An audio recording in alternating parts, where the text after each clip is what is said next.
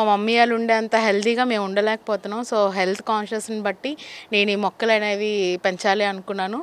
Only నా thought ఏంటంటే organic food grow చేసుకోవాలి. మా చుట్టుపక్కల ఉండే వాళ్ళకి గాని, నా ఫ్యామిలీకి గాని హెల్తీ లైఫ్‌నివ్వాలి అనేదే నా మెయిన్ కాన్సెప్ట్.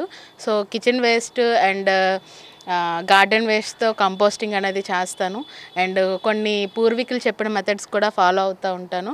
చోహాన్ క్యూ గానీ, ఫ్రూట్ ఫర్మెంటెడ్ గానీ, ఫిష్ అమైనో యాసిడ్స్ గానీ, ఇలా దశపర్ణి, పంచగవ్య ఇట్లాంటి అన్నీ కూడా ఏస్తూ ఉంటాను మొక్కలకి.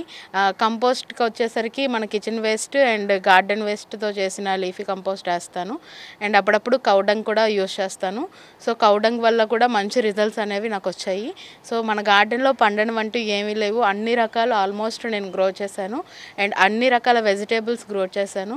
ఫ్రూట్స్‌లో వచ్చి ఇంచుమించు నా దగ్గర ఇప్పుడు ఒక 35 వెరైటీస్ వరకు ఫ్రూట్ ప్లాంట్స్ ఉన్నాయి. వెజిటేబుల్స్ అయితే ఆల్మోస్ట్ అన్ని వెజిటేబుల్స్ కూడా గ్రో చేశాను. అండ్ మెడిసినల్ వాల్యూస్ ఉండే ప్లాంట్స్ కూడా నేను గ్రో చేయడం అనేది జరుగుతుంది. అండ్ ఇంటికి కూడా అవే వాడతాము.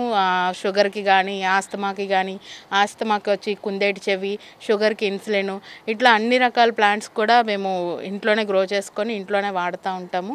అండ్ ఆర్గానిక్ వేలో గ్రో చేయాలి, మంచి ఫుడ్‌ని నా ఫ్యామిలీకి హెల్తీ లైఫ్‌ని ఇవ్వాలి అనేది నా మెయిన్ కాన్సెప్ట్.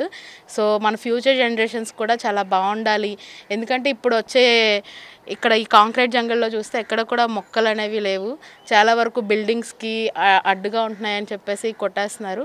సో, దానివల్ల మన ఫ్యూచర్ జనరేషన్స్‌కి చాలా హార్మ్ చేసేవాళ్ళం అవుతాం. సో, అట్లా కాకుండా నాకిప్పుడు ఏంటి అంటే మొక్కలు పెంచాలి, మన ఫ్యూచర్ జనరేషన్స్‌కి హెల్తీ లైఫ్‌ని ఇవ్వాలి అనేది నా మెయిన్ కాన్సెప్ట్.